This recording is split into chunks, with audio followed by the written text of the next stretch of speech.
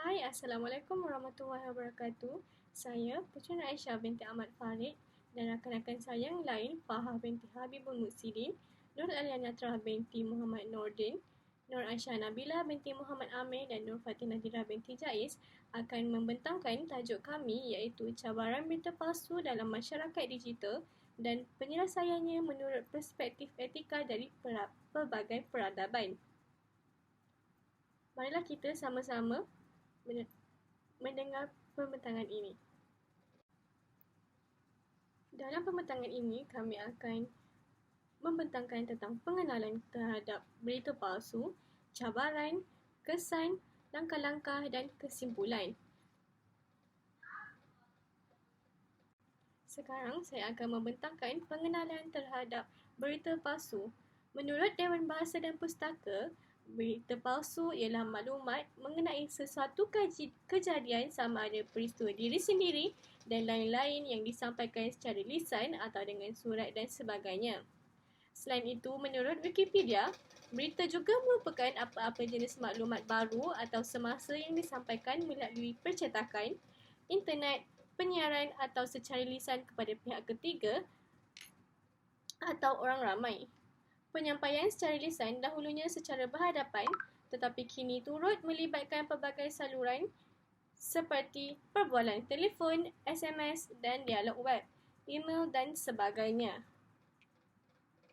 Terdapat juga pelbagai pengertian dan maksud berita daripada pelbagai ahli seperti juraid, di mana berita merupakan satu laporan atau pemberitahuan mengenai terjadinya peristiwa atau keadaan bersifat umum dan baru saja terjadi yang disampaikan oleh wartawan media massa.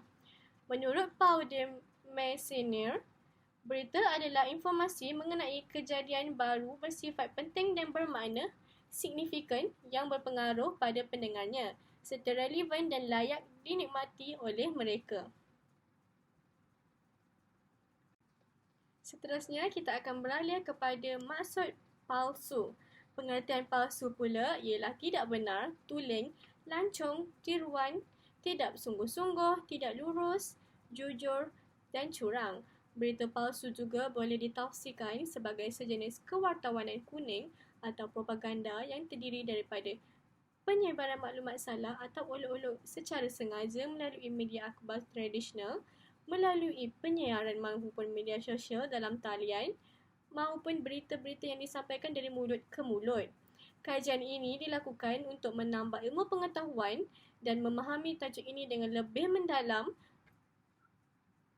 melalui pelbagai kaedah cara yang memastikan maklumat yang diperolehi adalah sahih dan benar. Antara sumber dan kaedah yang kami gunakan adalah melalui pembacaan jurnal, web rasmi dan juga kamus Dewan Bahasa. Assalamualaikum warahmatullahi wabarakatuh. Nama saya Na'ala Nata dan sekarang saya akan sambung topik perbincangan kita hari ini, iaitu objektif kajian. Objektif kajian bagi kajian ini terbagi kepada tiga, iaitu yang pertama, kita melalui kajian ini kita dapat mengenal pasti cabaran berita palsu dalam masyarakat digital. Sebagai contoh, melalui kajian ini kita dapat huraikan cabaran-cabaran daripada aspek politik, ekonomi, sosial. Okey, yang kedua, kita juga dapat mengenal pasti kesan berita palsu yang dihadapi akibat daripada berita palsu itu sendiri. Seperti yang kita ketahui, kesan berita palsu adalah kebanyakan kesan berita palsu ialah kesan negatif yang dapat memberi impak yang sangat buruk kepada kehidupan seseorang, kehidupan daripada segi politik dan sebagainya. Dan yang terakhir, kita dapat mengenal pasti penyelesaian menurut perspektif etika dari pelbagai peradaban. Sebagai contohnya, langkah penyelesaian yang kita dapat untuk mengelakkan berita palsu ini daripada tersebar, kita dapat daripada pelbagai aspek yang kita dapat carilah daripada Google semua tu. So, ia dapat membantu kita untuk menghadapinya daripada merebak. Seterusnya ialah kepentingan kajian. Melalui kajian yang telah kita lakukan mengenai tajuk ini, terdapat 4 kepentingan kajian yang kita perolehi, iaitu kajian ini dapat memberikan satu gambaran yang sebenar tentang akibat-akibat berita palsu pada masa kini, sekaligus menerangkan cara-cara membantras berita palsu. Kerana melalui kajian ini, kita dapat lihat pelbagai akibat yang kita perolehi daripada berita palsu, kerana kita ketahui berita palsu memberikan pelbagai impak negatif kepada kehidupan semua pihak, termasuklah pihak diri sendiri, masyarakat setempat dan sebagainya. Okey, seterusnya melalui kajian ini kita dapat mengetahui jenis berita palsu dan persepsi masyarakat tentang berita palsu yang telah ditularkan di media sosial. Hal ini demikian kerana melalui daripada kajian ini, kita dapati pelbagai berita palsu yang bukan hanya tertumpu pada satu. Iaitu berita palsu ini adalah meluas. Dan berita palsu ni dapat memberikan impak negatif kepada semua orang.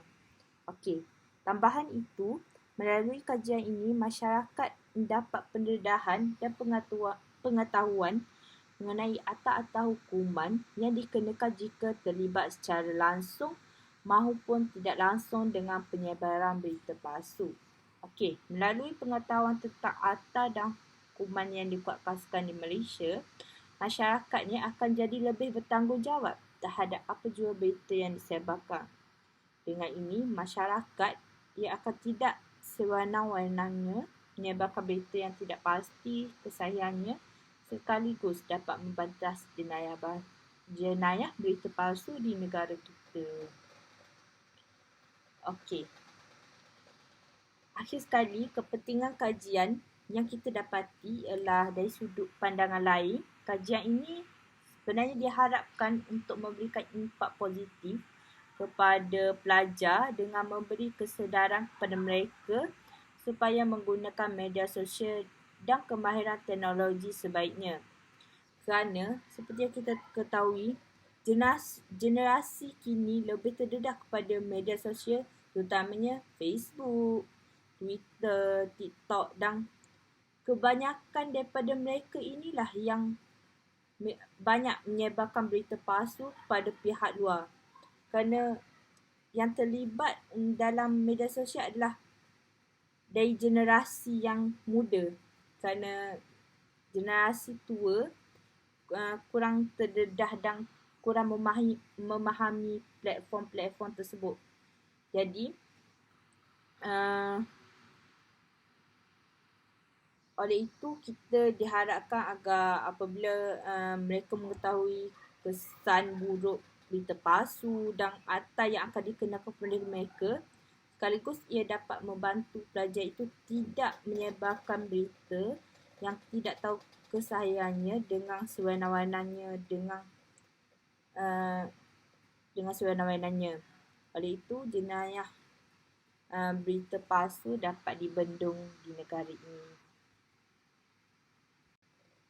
Hai, Assalamualaikum. Saya Aisyah Namila dan saya akan meneruskan pembentangan ini dengan menerangkan mengenai cabaran-cabaran berita palsu dalam masyarakat digital. Okey, antara cabaran-cabaran berita palsu dalam dari segi sosial adalah tuntutan berlebihan produk kesihatan ataupun overclaim. Okey, macam mana tentang berlebihan sesuatu produk ni boleh jadi berita palsu? Ini kerana ada individu yang tak bertanggungjawab yang menggunakan platform macam media sosial seperti TikTok, Instagram tu untuk mempromosikan produk dia yang kononnya bagus untuk kesihatan, boleh buat hilang kencing manis, boleh sembuhkan darah tinggi, padahal sebenarnya produk-produk tu sangat-sangat berbahaya sebab dia tidak diiktiraf oleh Kementerian Kesihatan Malaysia. So, banyak masyarakat-masyarakat yang terpedaya kerana yelah sekarang ni masyarakat Malaysia ni banyak yang menghidapi penyakit-penyakit tiga serangkai macam kencing manis, darah tinggi. Jadi orang-orang macam ni dia akan mencari sesuatu produk yang boleh buat dia sihat. So, bila ada individu-individu yang menyebarkan berita palsu mengenai sesuatu produk ni, mereka mudah diumpan sebab mereka nakkan benda tu. Jadi masyarakat yang inginkan kesihatan mereka ni kembali pulih, dia akan mudah terpedaya. So, inilah yang dikatakan berita palsu. Okay, ini adalah isu dan cabaran berita palsu dalam masyarakat lah. Okay. Kenapa dikatakan palsu? Sebab produk tu sendiri adalah palsu. Tuntutan tu adalah palsu. Sebab dia kononnya baik, kononnya bagus, tapi sebenarnya tak bagus sebab tidak diiktiraf. Mungkin ada bahan-bahan yang boleh memudaratkan lagi kesihatan. Okay. Yang kedua adalah pemalsuan tentang sesuatu produk kosmetik. Okay, ini sama saja macam tadi, tapi ini dari segi kosmetik. So, masa kita dapat tahu sekarang ni, banyak individu-individu yang jual produk-produk kecantikan dekat media sosial untuk tarik lagi-lagi remaja perempuan yang inginkan cantik, yang inginkan jadi orang kata flawless kan. Bila diorang promote produk tu yang kononnya akan memulihkan kulit yang berjerawat lah, melicinkan kulit lah, yang kononnya macam tu, sebenarnya dia tidaklah begitu. Itulah yang dikatakan palsu dalam isu ni lah. Sebab dalam produk tu ada mercury dalam produk kosmetik tu, ada mercury, ada hydroquinone yang sangat-sangat bahaya untuk kesihatan dalaman. So, bila mereka mempromosikan macam tu, jadi masyarakat ni macam mudah terpedaya sebab masyarakat nak cantik, orang-orang perempuan nak cantik. Jadi itulah yang dikatakan palsu dari segi sosial ni lah. Okay. Cabaran berita palsu dalam masyarakat dari segi sosial adalah, yang seterusnya adalah penambahan akaun palsu di media sosial. Okay, kenapa penambahan akaun palsu ni dikatakan dijadikan sebagai cabaran dalam berita palsu ni? Ini kerana akaun palsu di media sosial ni seringkali digunakan untuk menyebarkan berita-berita palsu. Okay? Contohnya Instagram lah, yang paling banyak Instagram, Twitter lah. Okay. Instagram dan Twitter ni banyak individu akan create fake account untuk menyebarkan sesuatu fitnah. Okay? So bila adanya penambahan akaun palsu, satu lagi banyaklah berita palsu yang akan tersebar. Sebab individu-individu yang nak sebarkan berita palsu ni, dia menggunakan akaun palsu, akaun fake, kerana dia tak nak pihak polis ataupun pihak atasan tahu yang siapa dia. Bila pihak atasan tahu siapa dia, pihak atasan akan tangkap dia lah sebab dia menyebarkan berita palsu. So, dengan dia tak nak bertanggungjawab, so dia pun create lah fake account. Dia create fake account, lagi senang lah kerja dia. Dia just post berita palsu tu, just post dia apa-apa yang dia tahu, maklumat tak sahih tu. So, bila polis nak siasat pun tak tahu, tak dapat cari sebab tu fake account. Okay. Yang seterusnya adalah perselisihan faham antara dua kumpulan. So, bila berita palsu ni terjadi, dia akan menyebabkan satu lagi pihak tu terkesan. Okay, contohnya lah yang si A ni macam menyebarkan fitnah mengenai si B. So, si B ni akan marah si A lah sebab kenapa dia memberitahu berita-berita yang tak benar pasal dia. Bila A dengan B ni bergaduh, jadi lagi worse lah keadaan tu. Sebab dia lagi worse sebab kalau melibatkan family, maruah, duit ke, yang tu sangat-sangat teruk sebab perselisihan ni boleh menyebabkan kita sendiri, antara kaum Malaysia ni, Melayu, Chinese, India ni berpecah sebab kan berita palsu. Okay. Okay, seterusnya cabaran berita palsu dalam masyarakat digital dari segi politik. Okay, cabaran berita palsu dalam aspek politik adalah penyebaran video mengenai isu politik yang baru-baru ni terjadi, bukan baru-baru lah, ada terjadi di negara kita, di mana penyebaran video yang mendakwa seorang wakil rakyat yang mewakili parti politik tu meminta seorang pendatang asing untuk mengundi mereka. Namun apa yang terjadi sebaliknya bukanlah begitu. Apa yang terjadi adalah warga asing yang lelaki yang dikatakan warga asing tu sebenarnya adalah rakyat Malaysia yang mengalami kerugian besar sebab bengkel motornya terbakar. Jadi ahli politik tu memberikan sedikit wang lah sebanyak 3,000 untuk dia bina balik bisnes dia. So apa yang kita nampak, orang tularkan video yang ahli politik tu bagi duit dekat orang tu tanpa mengenal pasti kenapa, tanpa orang kata mencari asal usul kenapa dia bagi duit. Terus je aspek yang ahli politik tu sebenarnya rasuah lelaki tu. Okay, sebenarnya tak betul pun. Video tu sangat-sangat misleading. Okay. Yang kedua adalah penularan berita palsu sewaktu PRU14 di mana ada tular berita palsu mengenai penggunaan jari palsu yang digunakan pada PRU14 untuk tujuan penipuan dalam penggunaan dakwah kekal. Tapi menurut Esther Warni Esther Awani menjelaskan bahawa SPR sebenarnya menafikan perkara itu dan memberi jaminan bahawa tidak akan membiarkan jari palsu digunakan oleh pihak tertentu. Okey, bila berita palsu seperti ini disebarkan, rakyat akan panik sebab dia melibatkan pemimpin yang akan memimpin negara. Jadi inilah cabaran-cabaran yang dihadapi, cabaran-cabaran palsu yang dihadapi dari aspek politik. Okey, yang terakhir adalah cabaran-cabaran berita palsu dalam masyarakat digital dari aspek ekonomi. Okey, antara berita palsu dari aspek ekonomi adalah penyebaran berita palsu berkaitan dengan penularan COVID-19. Okey, di mana yang terjadi pada bulan Mac tahun 2019.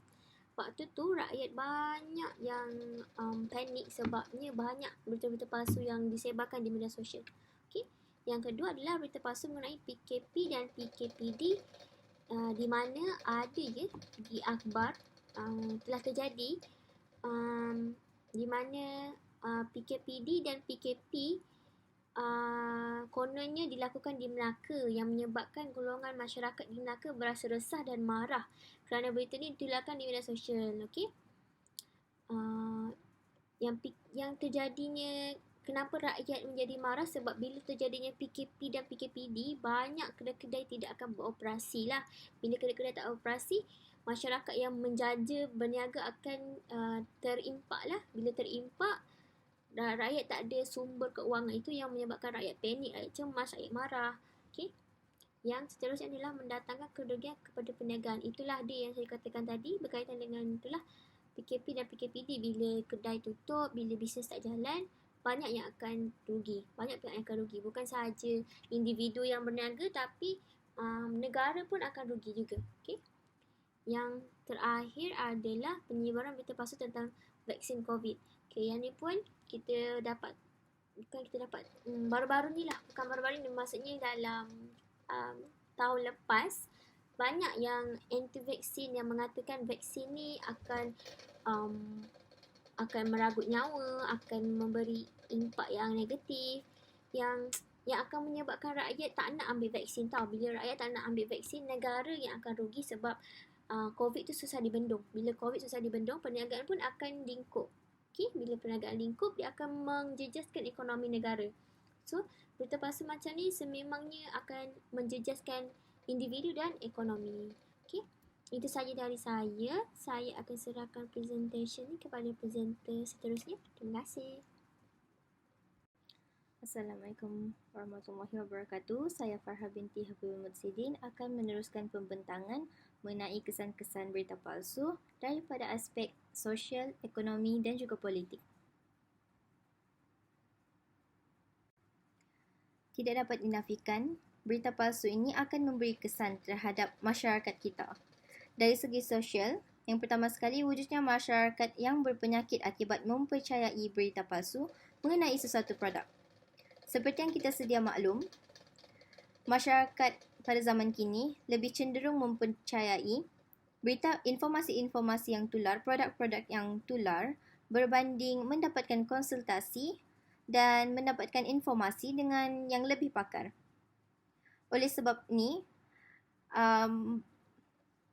setengah masyarakat pada zaman kini mengalami kegagalan buah pinggang disebabkan penggunaan produk yang salah, dan produk-produk tersebut mengandungi bahan-bahan yang terlarang dan mampu mempengaruhi dan menjejaskan kesihatan individu itu sendiri. Seterusnya, menggugat sensitiviti sesebuah keluarga. Berita-berita palsu, fitnah-fitnah yang dilontarkan kepada sesebuah keluarga akan menyebabkan mereka berasa sedih, marah dan akan dipandang serong oleh masyarakat yang lain. Seterusnya, pertelingkahan antara kaum. Berita-berita palsu yang disebarkan terhadap kaum-kaum lain dapat dan akan menyebabkan pertelingkahan antara kaum.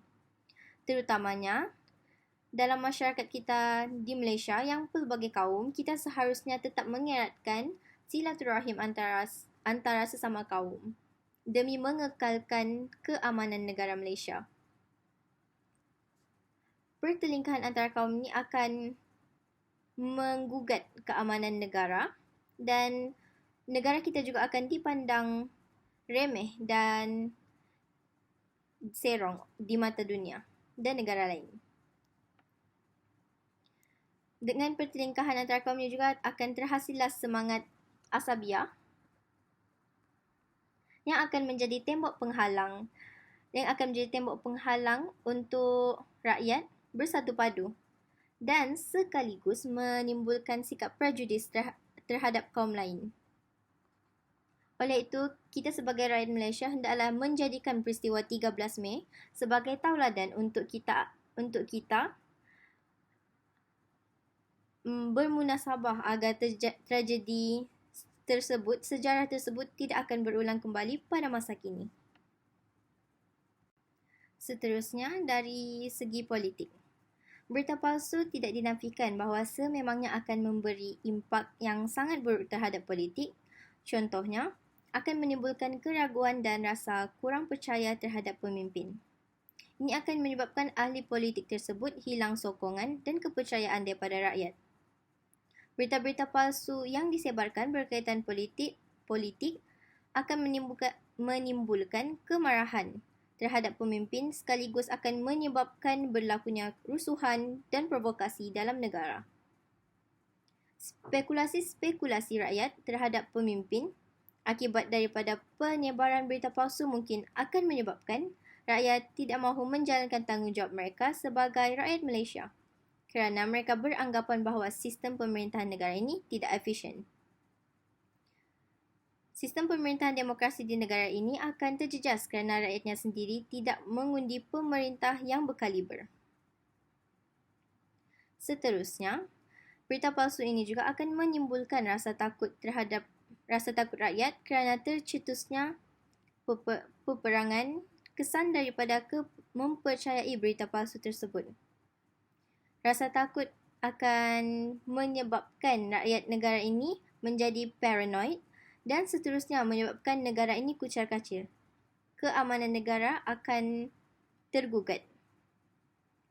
Peperangan yang mungkin akan tercetus juga mendatangkan risiko dan kemusnahan kepada sistem politik yang seterusnya akan mengakibatkan gangguan ekonomi global, termasuk pasaran dan mengundang ancaman di seluruh dunia. Contohnya, ancaman keganasan.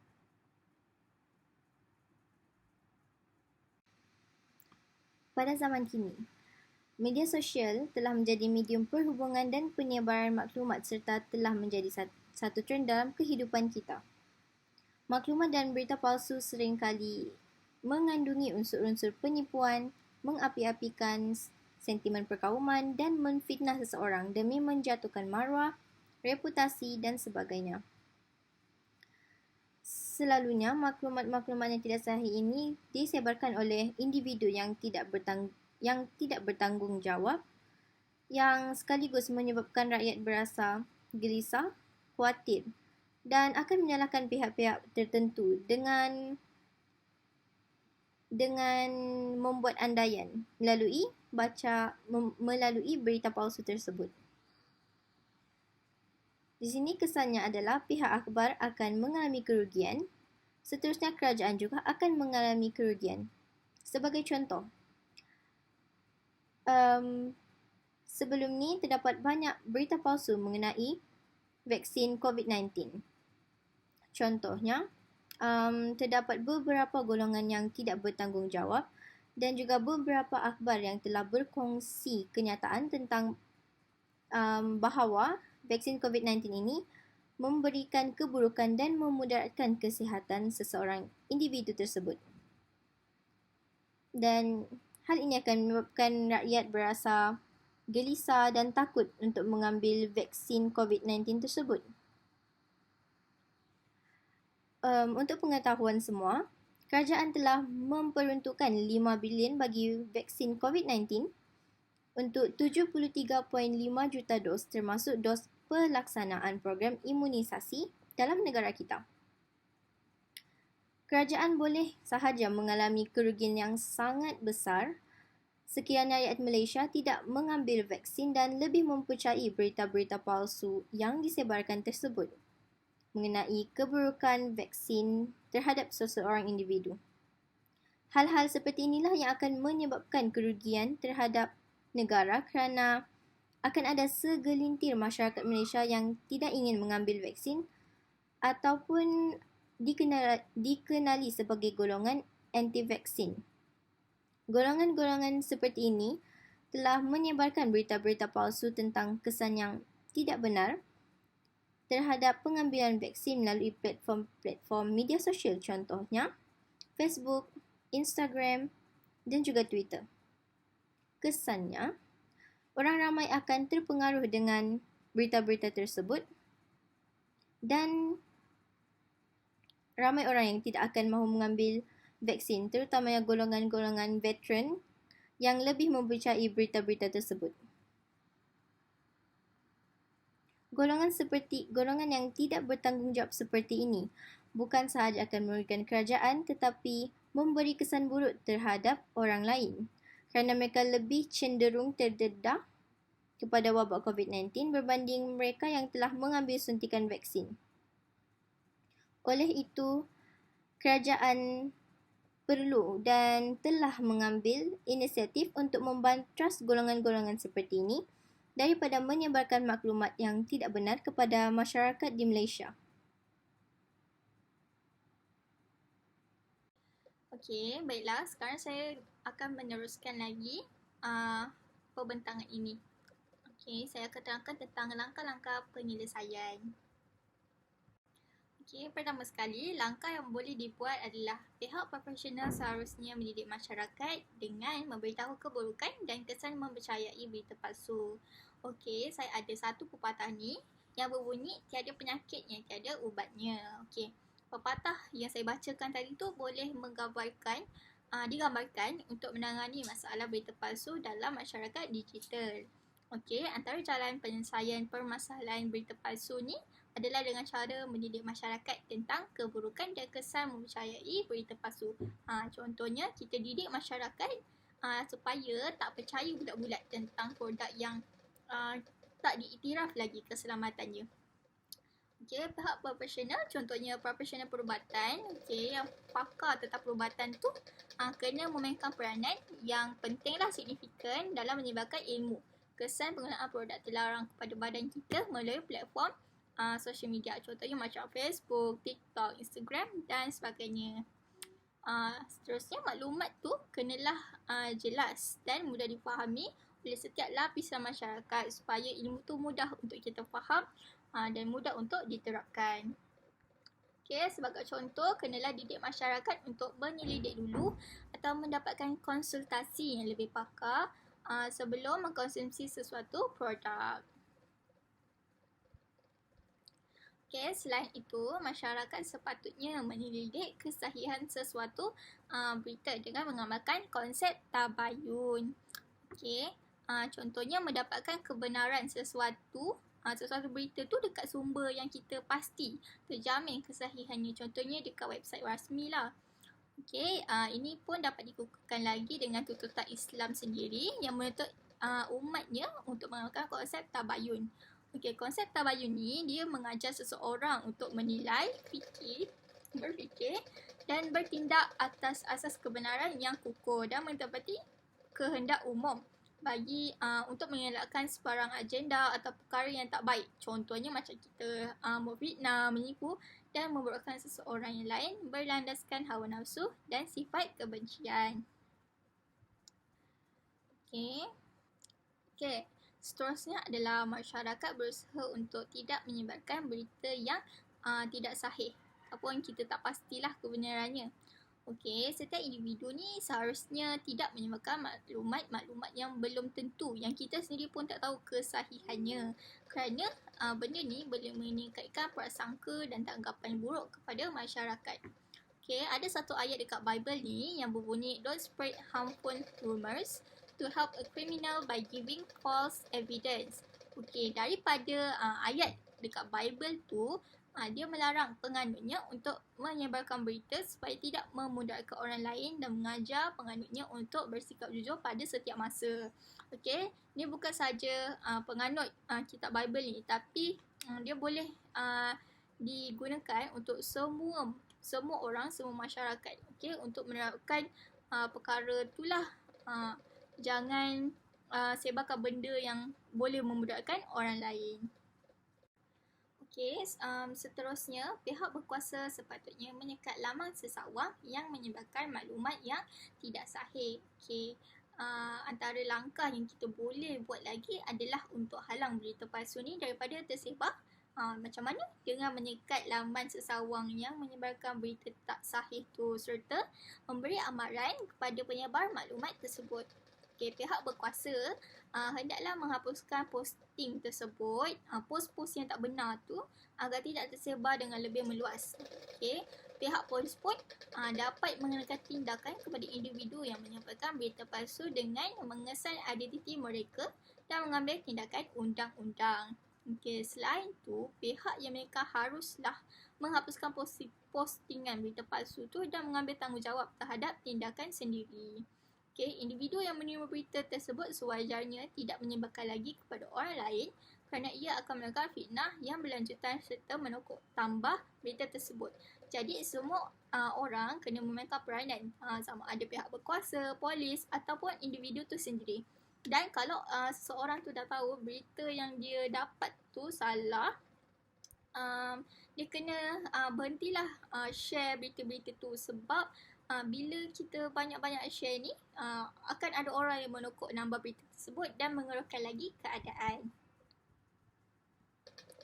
Dan akhir sekali, masyarakat bertanggungjawab dalam menentusahkan sumber berita sebelum berkongsi dengan pihak lain. Kita ni sebagai rakyat yang bertanggungjawab kena lebih peka dengan maklumat yang diterima serta kita kena menentusahkan sumber maklumat berita sebelum berkongsi dan menyebarkannya. Masyarakat pada zaman sekarang ni perlu diajar tentang kepentingan digital, menjadi pengguna bijak di laman sosial, menjadi pengguna yang bertanggungjawab dan tahu impak penyebaran berita palsu kepada masyarakat dan juga negara dalam konteks yang menyeluruh.